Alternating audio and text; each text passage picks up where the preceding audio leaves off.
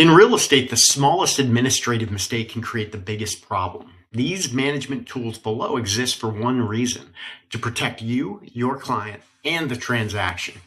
Now, inside this section, you'll find Seaport's various W-9s, wiring instructions for our residential, commercial, and option escrow accounts, and our Broker Commission Disbursement Agreement, or CDA.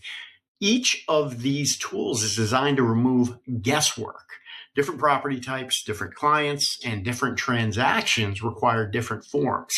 And using the wrong one can delay closings, create legal exposure, or disrupt your commission. The broker CDA goes a step further. It helps you identify the correct structure for the transaction and automatically generates the commission disbursement email that needs to be sent to the attorney.